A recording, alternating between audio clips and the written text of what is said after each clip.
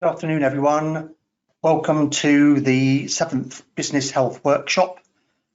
Today's subject is selling your value, which effectively will help you sell more stuff.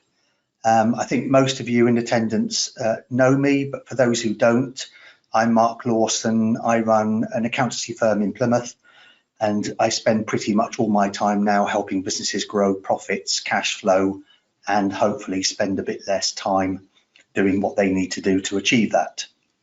So, welcome to everybody. I say this is a series of webinars that we're doing. I think the last one was a couple of months ago. So in the meantime, I hope you've had a nice break over Christmas, weren't ill, and are now back to business fully refreshed, although Christmas probably seems a long time ago. What we're going to be looking at today is, I say, selling more stuff, but just for those of you who aren't familiar at this stage, we use GoToWebinar to present the webinars. So you will have a little panel with the app, and the orange flag there just basically expands and contracts the panel.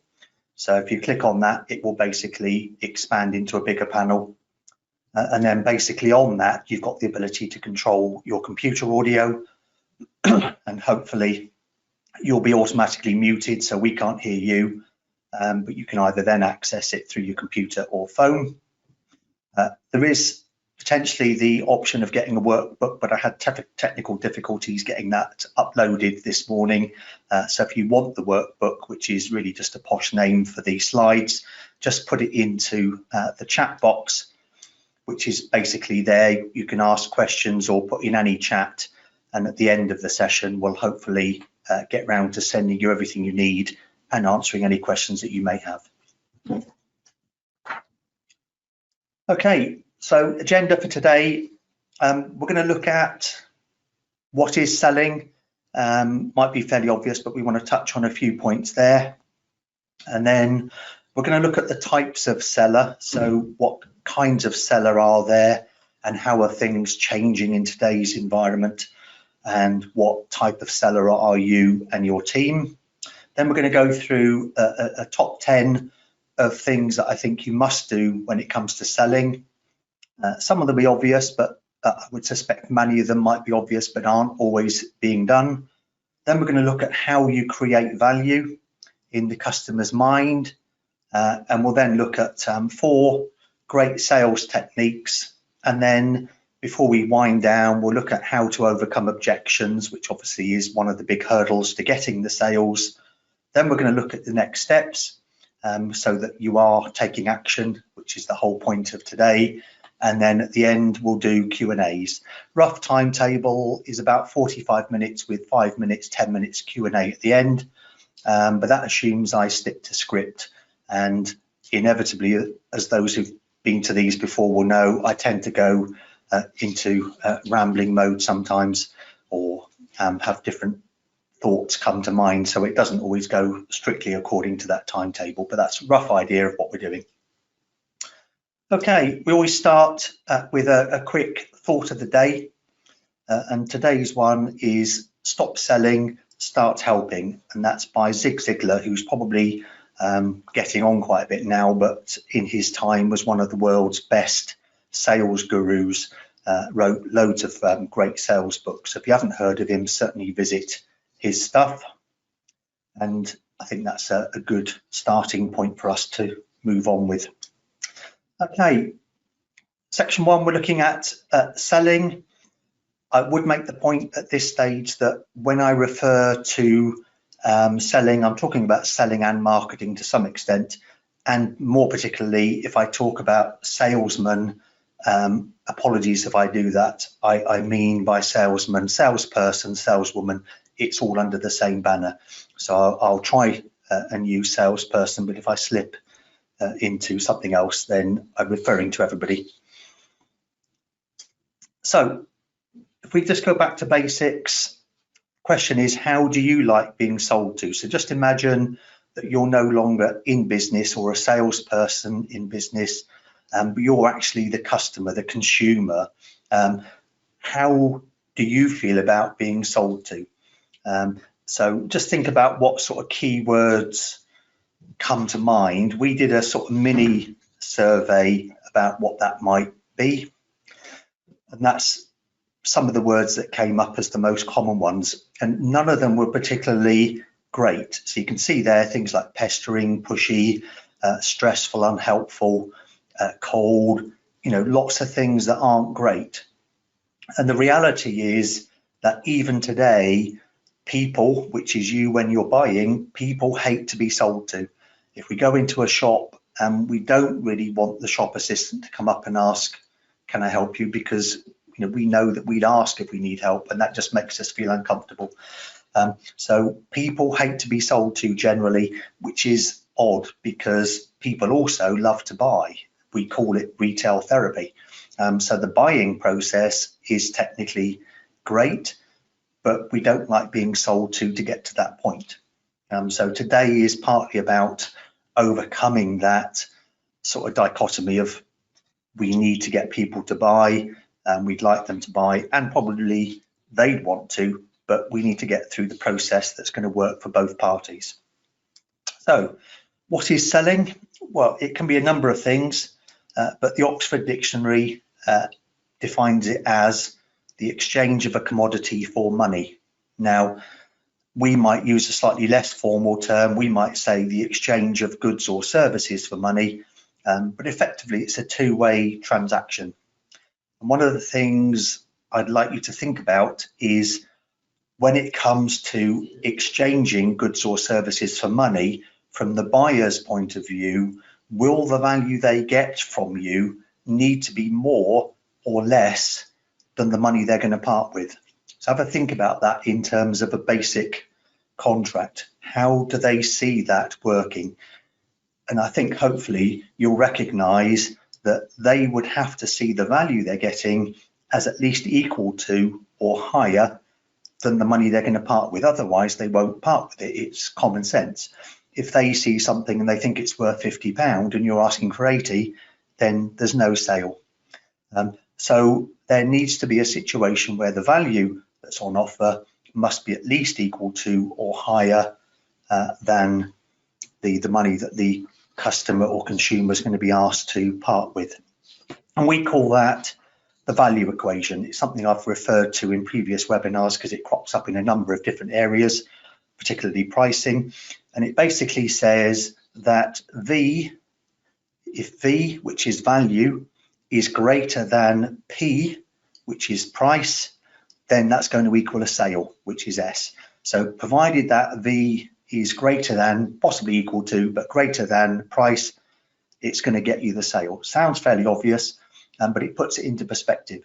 Now you'll notice that I've put a small p next to the V, and it's important to realize that when we talk about value, that is not going to be something that is decided by you, the business seller, because we don't know, certainly not without a lot more work, what the customer's perception of value is. So the P there is to say it's the value of perception, sorry, the perception of value, but as defined by the customer. They're the ultimate person to decide what they think it's worth. And that will vary, obviously. That's why we put perception in, because there is no one fixed value. There may be a first edition book signed by J.K. Rowling. Now, some people will go, I wouldn't even value that at £1. Others will go, yeah, £500. So it will vary, but you need to know what their perceived value is, and then assuming that that perceived value is greater than price, then you should be able to have some sort of sale going on. And there's three essentials to creating value. So we've talked about value, but it's important that it's articulated. It's important that customers realize what the value is, and part of selling is to make customers aware so that the perception of value goes up, which obviously then from the previous formula will get us more sales. So the three areas, nothing unsurprising with these, but it's worth touching on them. So quality, basically most people expect that things are of quality, and if they aren't, then the shelf life of your business is going to be very short. So there needs to be quality there, whatever the definition of that is. It needs to do what it's supposed to do and well. So we need to concentrate on the quality of the service or product we're supplying. We then basically have to service the provision of that product or service. And those two things go together, because if you've got something brilliant, but it's not actually used or provided properly, then it doesn't really help. So I may, for example, be great at helping businesses grow, but if I'm not actually doing that work, or if I'm late doing it all the time, then the quality's there, but the delivery is not fantastic. So we need delivery. So what we need to ask ourselves is, have we got exceptional service? We all think we have, but I think the big problem with businesses today is that their definition of what is great service is actually falling way behind what is general customer perception, because things are changing dramatically. The service levels that can come from the top businesses these days are fantastic. We can get pizzas delivered to our house within 10 minutes. We can get access people throughout the world, in minutes. So everything is a lot quicker and potentially a lot better, and we need to move with that. So we might think quality and service is a given, but I would revisit those, because often they're nowhere near enough. And often I see in websites, that they go, oh, we have a very friendly team, fantastic customer service. But the reality, it's not defined. And I suspect that when we encounter it, it won't be fantastic service. It will what we would consider standard. And I think a lot of business people think that what they consider exceptional is what customers would consider to be standard service. So we need to up that a bit.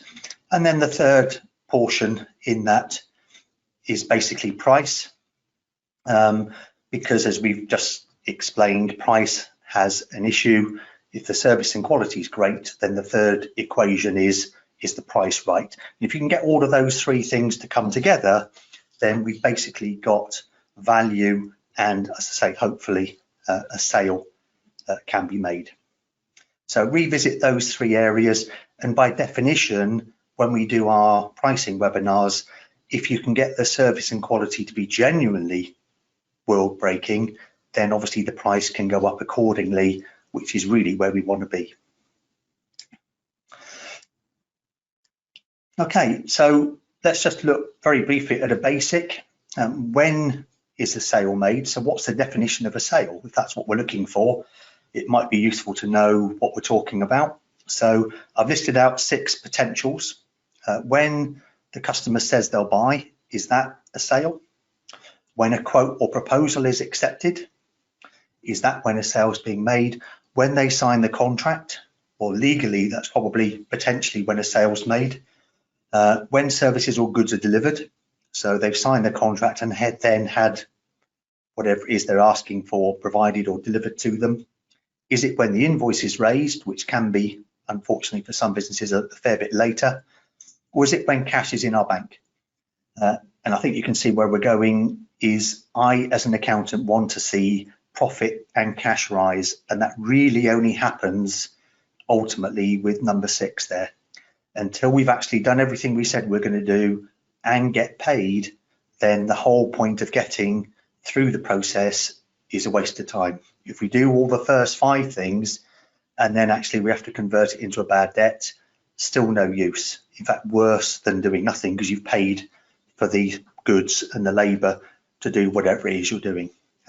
So in order to achieve that, we need to have ideal customers, a great value perception, a great delivery of value, and great debt collection. All of those factors lead to what I define a sale as. So we mustn't forget that just doing the salesperson-y bit at the beginning, that's not the end of the equation, because they can do fantastic stuff. And we've probably all had experiences where the beginning bit with the salesperson, is over-egged a bit, so we're getting customers that, basically can't afford what we're selling, and we should be saying, no, that's not for you. This isn't something that we think is right for you at this moment in time. So we're politely saying, don't think you can afford it. And if we then get the sale at that point with the salesperson, but then the customer can't afford it and doesn't pay us, or the check bounces or the credit card gets declined, we still haven't got anywhere. So all of those things need to be in place to get what I would consider to be a sale. Okay, so let's look at 4 types of seller. So you may obviously be a business owner and have sales people in your organization, so you may want to see how this applies to them, because they could be, different people, could be different types. They may be types that you're encouraging them to be, and you might recognize that, or it might be you that's doing the selling in your business, and then you need to be brutally honest and see which of these types apply. It's possible that more than one might apply, but in my experience, it's usually one of the 4 is the main criteria. So first one is what we call the order taker, and that's basically somebody who does the first bit and then just sits back and waits for the sale to come. And there's sort of a logic there in their mind which says, if I make it and I'm great, they will come. And we all know that the reality is that's not the case, partly because we haven't maybe explained the value sufficiently, or it could just be that people need time and there's other choices around. So sitting and waiting isn't an ideal option. So what activities are you doing that might be considered order taking? What are you being passive about? Because that isn't going to get you the level of sales that you could get. How can you be more proactive in moving that forward? And we'll touch on a few ideas to move away from being an order taker a bit further into the webinar. Second one, which is hopefully becoming less common, is the product pusher. So basically they're somebody who just sells regardless of what the customer wants or needs. And so they're just out there as the old school salesperson, which is, I know how to get the sale, I'll do whatever it takes. And I suppose what springs to mind is, the old scenarios of double glazing salesmen with a foot in the door that won't leave, and they sort of then get into the front room and you can't get shot of them. They're having 10 cups of tea, they're still there at 9 o'clock at night waiting for the sale. We've come across that. Maybe the old version of the used car salesperson. There are cliches, but often this was what happened. And to some extent, some of these salespeople are encouraging to do that because they have targets. So they just go out and, if they're on commission, then they have to sell to put food on the table. So, are we a product pusher? Are we going for sales regardless? Or are our salespeople going for sales regardless? What we need to be asking in that situation is, what do our customers really want? And how can we find out what they really want? So, we can do surveys, we can ask questions, and only if they really want and can find useful what we're selling should we then proceed. And I think increasingly we're into a situation where salespeople are honest enough to go, actually, this isn't for you. For whatever reason, you need this, that's actually not what we have. Or, you need this, but you can't afford it. So, that's the type of thing that we're moving away from. So we need to make sure we're not a product pusher, or our people aren't. Third type is what I call the overseller. So this is somebody who's going to say anything to get the sale. Slightly different from the previous one. So this is somebody who basically doesn't under promise, but over promises and under delivers, which is the opposite of what we want. If you ask a question and say, how long will this last? They won't be truthful. They'll go, oh yeah, it'll longer last than you will ever need it to. It'll outlive you. Or will it do this in this particular situation? They go, yeah, no problem with that. But we need to be honest and go, no, there are some things that it won't do, or maybe there's a better version that will, but that's obviously more money. So we need to make sure that we're not making the value look bigger than it is, because although that might get the sale, it will backfire, fairly quickly down the road, because customers will lose trust because they think they're buying X, but they get Y. Lifetime value of customers will disappear because they certainly won't want to come back and buy again. There won't be referrals and testimonials. If there's feedback, it's going to be negative, and increasingly, that can get out there very quickly these days. So we don't want to be doing that. We want to be under promising and over delivering.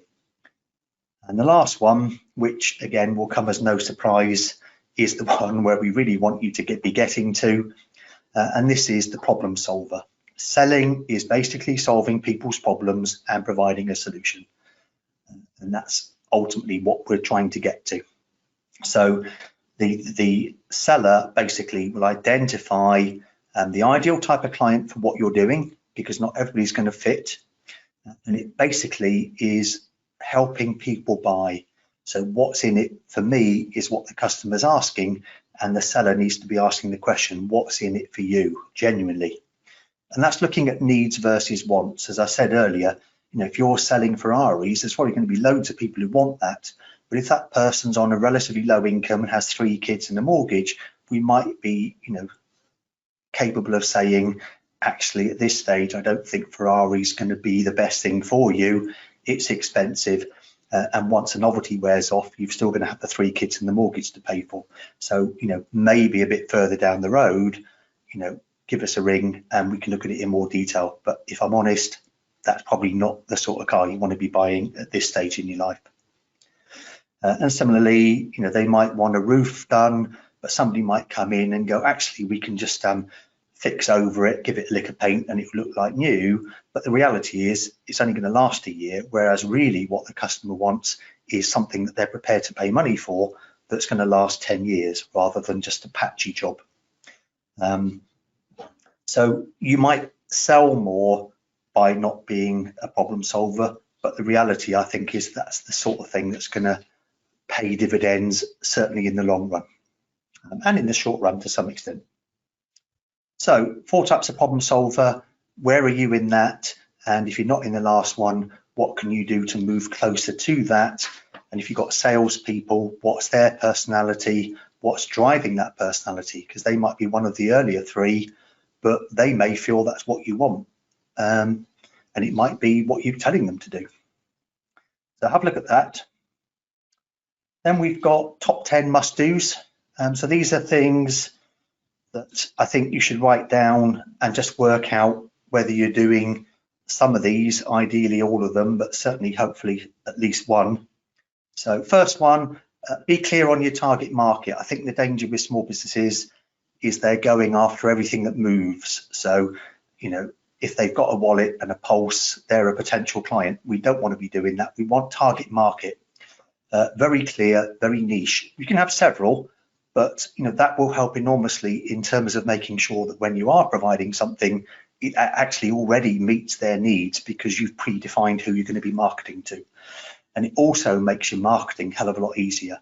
So if you can imagine, let's say that you're setting up in business in France and you're looking around for maybe an accountant that can help you with tax or business assistance with setting up a business in France, and you've got hundreds of accountancy websites out there and they all go, yeah, we're great, fantastic team, relatively cheap, prompt, etc., etc. And then you come across a website that basically says we are specialists in helping businesses in the southwest set up in France. And then it's got loads of fact sheets about stuff like that, case studies. They're the sort of company you're going to go to, and the selling process is going to be an awful lot easier for that accountant because they know exactly what it is you want, but that's all they do. So be clear on target market. It doesn't have to be quite that niche, but certainly, I think if you're a plumber, just saying you do all sorts of plumbing is too broad. Can you articulate the value you present to your customers in one sentence? It's what used to be called the elevator speech, which is a bit of an Americanism, but it really just says, can you encapsulate what is great about your business in terms of value, which is what we talked about earlier, and can you put that into one sentence? Because you've got very little time these days. You've got a header on a website.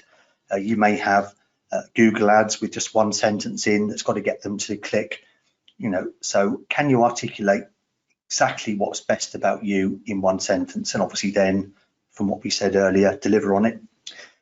Can you commit to what you promise? I've seen loads of websites where it promises an awful lot, but I'm not sure that everybody commits to it. So for example, we commit to talking plain English because a lot of accountants and certainly a lot of solicitors don't do that, and people feel bamboozled. IT contractors are another great example. So we commit to trying to talk plain English, but that means we have to re-examine every single letter template that we do to make sure that it's understandable by a non-accountant, because that's what most of our clients are. So all of that requires commitment. Otherwise, I say you're over-promising. Number 4, use a sales system and stick to it. We'll come back to that a bit later. But the great thing about sales is it's eminently able to be systemized so that everybody can follow it and do it the same way. And you can then measure how successful it is. Ask, don't tell. So don't tell people what they need. Ask what they need and want, and find out exactly whether what you've got fits. And explain how it fits. So we'll come on to that a bit later as well in a bit more detail. Number 6, focus on the features, sorry, on the benefits, not the features. I think you probably, if you've been to any sort of sales webinar in the last 10, 20 years, you'll have come across this. Everybody bangs on about it, but it's still important. So we're talking about the old cliche of people buy a hole in the wall, not a drill. And to be honest, they're probably not even buying a hole in the wall, they're buying a shelf. So it's explaining what they will get out of the equation, not what actually you're going to be doing. I can explain how I do tax planning, but really what clients are interested in is how low can my tax bill go, etc.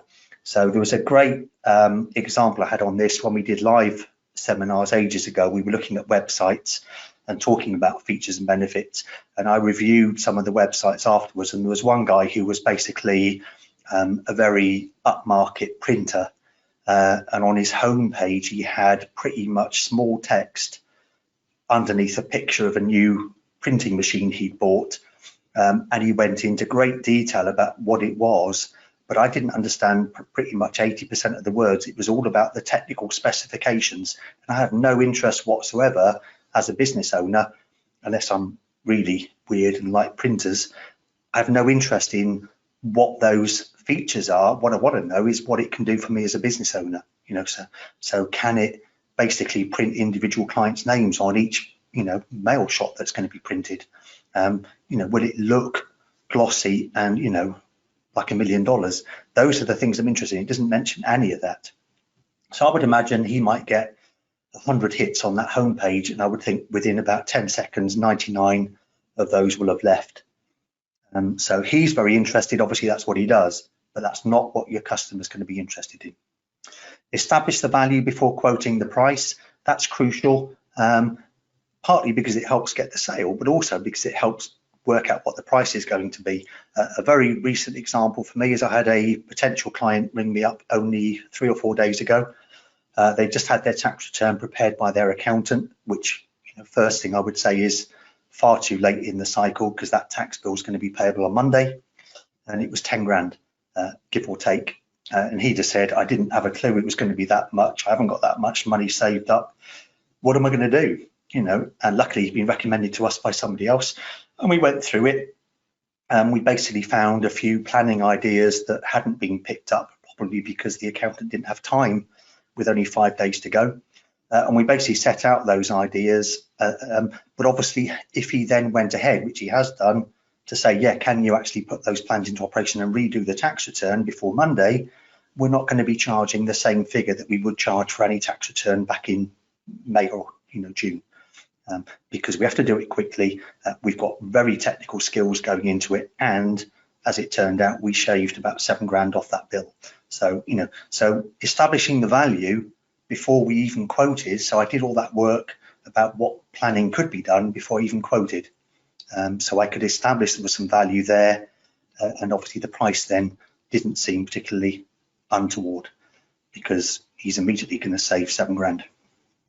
Offer options, again, for those who've been on pricing seminars of ours, that won't come as a surprise. I think you need more options, because there's more chances of a sale if you think about it. If you present one option, one price, the customer's got 2 ways forward. It's either a yes or a no. Whereas if you go, actually, we've got the platinum level or the platinum product, is that going to be what you're looking for? If that's a no, then we can go to the gold level and see if that's suitable. If that's a no, then we go to the silver level. And we could even then go to, the bargain level. So having all those different options means that we can fit the solution to the client's budget and requirements to some extent. They might want the platinum level, but they might only be prepared to pay silver prices. But having 3-4 options makes it a lot more likely that we're going to find something that fits. So that's a huge subject. We're not going to go through that in great detail. Focus on the relationship, not the sale. I think increasingly you don't need to be getting the sale straight away. It's building up relationships. Some of these things can take ages. In our business, for example, we're getting clients now from people who attended seminars 7-8 years ago. They thought, oh, that's good, that's interesting. They look like a good firm of accountants, but actually there wasn't enough incentive to move away until that accountant made some sort of error or upset them. And then obviously we're next in the list of accountants they're going to go to. So relationships more important than an immediate sale. And last one, which we've touched on quite a bit, is under promise, over deliver. And more importantly with that is understanding what over delivering is, because I think the perception of that is a little bit on the low side with some businesses. Okay, sales techniques. I'm running through these quite quickly, but we can obviously touch on how we can look at it in more detail at the end. Excuse me. So first one is formula for change. Second one, just have a glass of water a second. Second one is wants versus needs, and we can look at the spin cycle. Third one is ask, don't tell, and the fourth one, bam, fam. So we'll go through those individually. And basically what this formula is saying is that when it comes to selling, inevitably there's going to be some sort of change at the customer's end. And we all know that most people are averse to change. So therefore there's often going to be some resistance. With us, it might be, well, I'm with this accountant already, so changing seems like a lot of hassle. Or if you're selling a car, they go, well, my car's not too bad, it's got some repair bills, so do I really need a new one? So there's resistance. So the formula looks at how we can overcome that resistance. So the first thing is to basically try and get an expression of dissatisfaction with the present situation. So basically, if you go, well, how's that going now? How are the repairs on your car going? Well, it's a bit expensive. The gearbox went last week. So just restating why they might be looking to change. Then we can look at painting a picture of what the benefits you're going to bring are going to give them. So again, what's in it for me? What are you going to feel and be like after we've sold you this product or provided this service? So you're sort of going from the dissatisfaction of where they are now to the positive of where they could be. And then often we just want to push them in the first steps. It doesn't have to be an all out, we must make the sale. It can just be the first step. So we might just do a sample. We might just send some sort of report, or whatever. So it doesn't have to be immediately from those first 2 points to getting the sale. It's just it steps in the right direction. So that's formula for change. Next one is basically what we call the spin cycle, which is very similar. And this is something that was set out in, I think, 1988. Neil Rackham had a best-selling book called Spin Selling. It's now become quite well known in selling circles, but at the time it was a bit of a new idea. So S is basically understanding the situation as it stands now. So where is the customer now? Then recognizing the underlying problems that are being experienced. What implications will that have to the customer if they don't get solved? So with that tax return case I just mentioned, the implications are, I know what the situation is now, I know what the underlying problem is, but if I can't solve that, what's going to happen? Well, the reality is I'm going to have to try and borrow money from somewhere because I've got a 10 grand tax bill. I've only got 3 in my savings. So we've identified those 3 things, and then basically what's needed to solve that problem and avoid the impact of that negative issue. So very similar to the last one to some extent, but that's called the spin cycle, and it's another way of what salespeople should be looking at in terms of how to get from A to B. And I wouldn't short circuit that, so I would go through that in some detail. We might think we understand what the problem is, but we need to ask questions. That's the next one, is ask, don't tell. And that basically says we need to engage with our customers and ask questions until we reach the point of engagement where the customer starts asking questions back. Because otherwise there's no involvement by the customer, far less chance that there's going to be a sale, particularly at the higher end of things. So the way it would go possibly is, I might be speaking to a business and go, hey, how are your sales tracking at the moment? And the answer from the client might be, well, they've obviously dropped a bit since COVID kicked in. My question would then be, what have you done so far to try and improve your sales? Answer could be, I've increased my advertising. I've spent a bit more money on advertising, done a bit more marketing. And next question could be, are your team members achieving the same sales outcomes that you are? And he might go, no, I seem to be getting better results than them. Question for me, what sales training have you provided them? Answer from the client, well, I've provided them a few ideas, but nothing formal. Question, were you aware that we offer a value-based sales coaching service? He's now going from answering to a question, which is, no, didn't know that. What does that involve?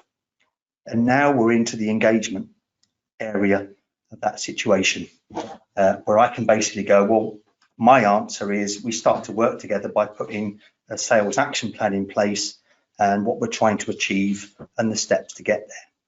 He then goes, that's interesting. How much does that cost? Well, number of options.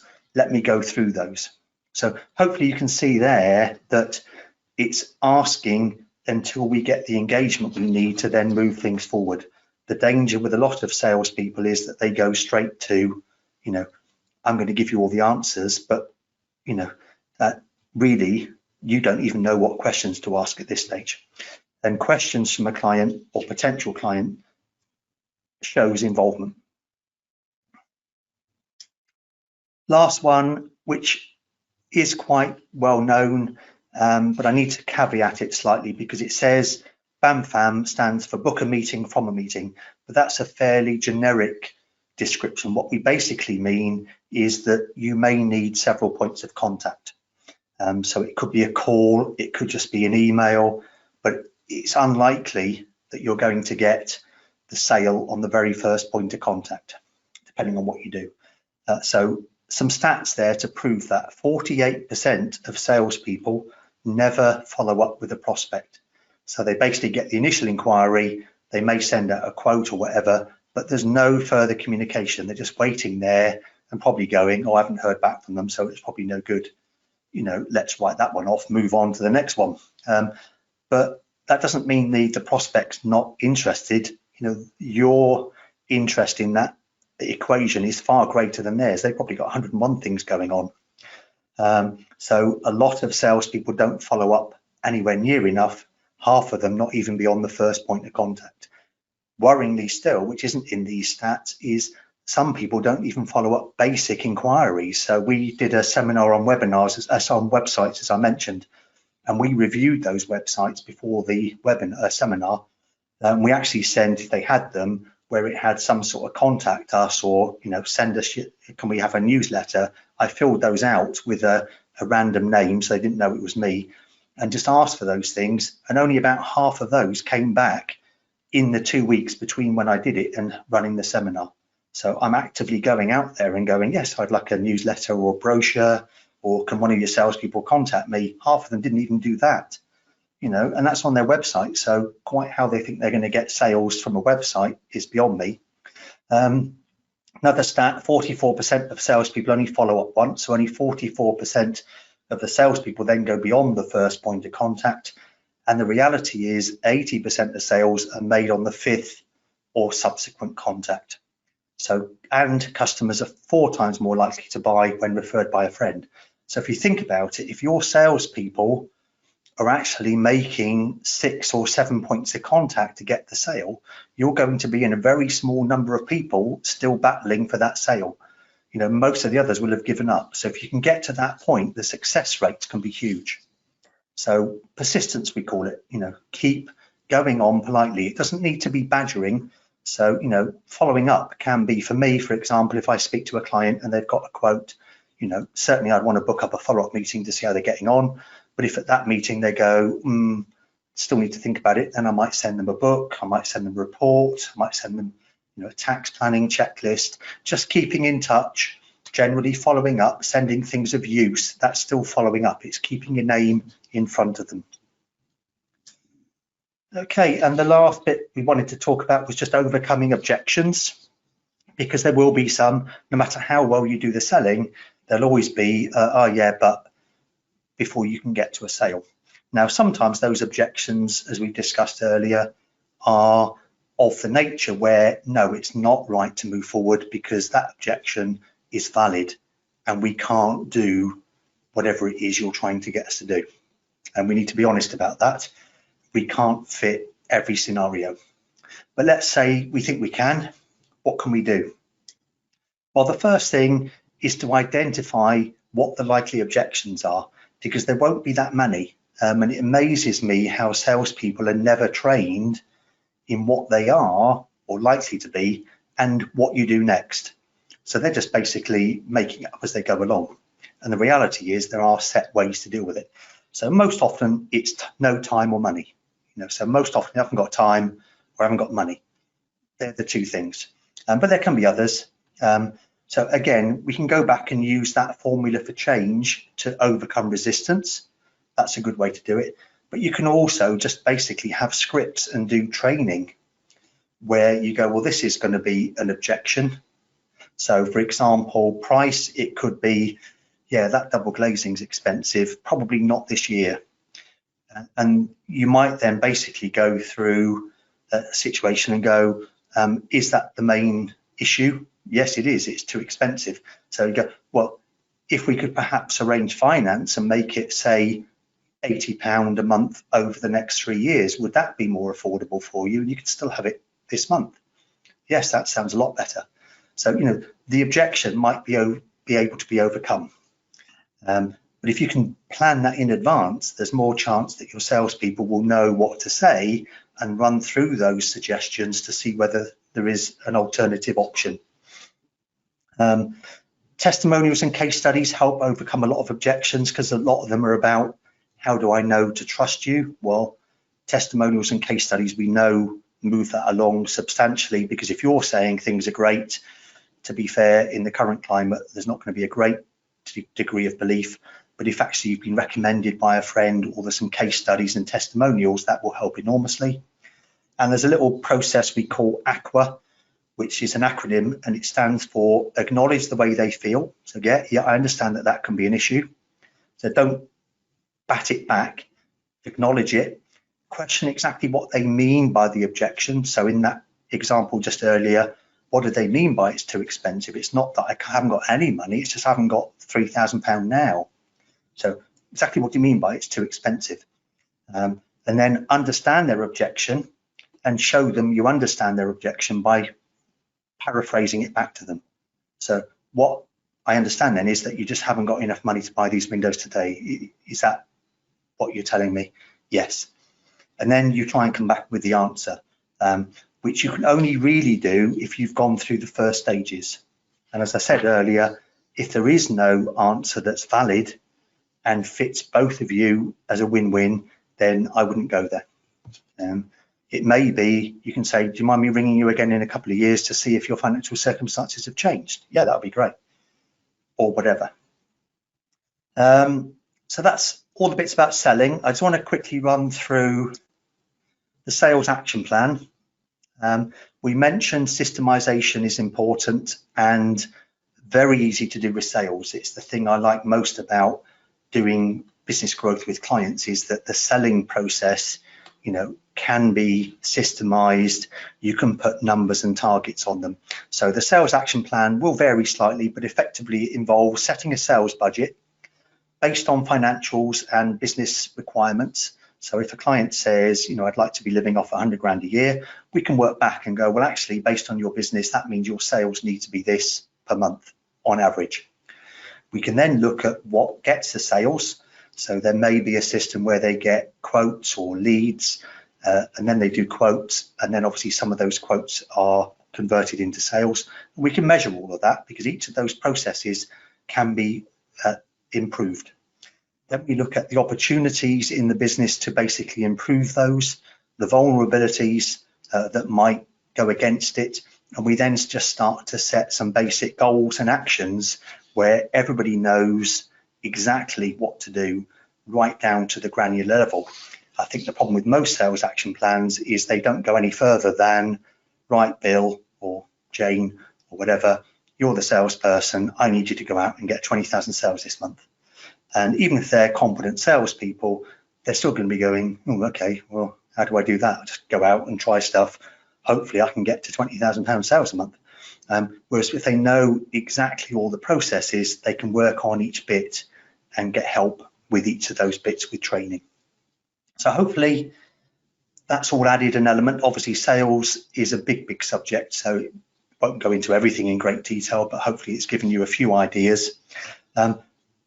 Next stages, we can help. So basically we can do that sales action plan, and these are only example prices, but typically if we were to do that for say half a day a month, it's about $350 plus VAT.